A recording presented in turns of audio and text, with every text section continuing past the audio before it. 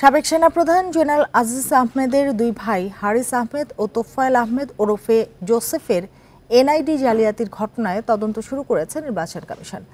ইসির এক যুগ্ম সচিবকে প্রধান করে গঠন করা হয়েছে ৩ সদস্যের কমিটি। সম্প্রতি তাদের এনআইডি জালিয়াতির বিষয়টি প্রকাশ্যে এলে তদন্তের সিদ্ধান্ত নেয় কমিশন।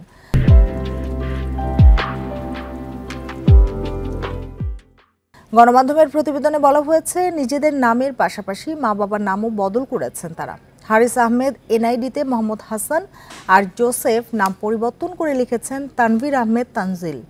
2018 সালের জুন থেকে 2021 সালের জুন পর্যন্ত 3 বছর বাংলাদেশের চিফ অব আর্মি স্টাফ ছিলেন জেনারেল আজিজ আহমেদ।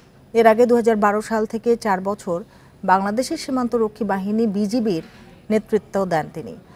21শে মে দুর্নীতিতে জড়িত থাকার অভিযোগে তার উপর নিষেধাজ্ঞা দেয় যুক্তরাষ্ট্র, তবে এ অভিযোগ অস্বীকার করেছেন তিনি।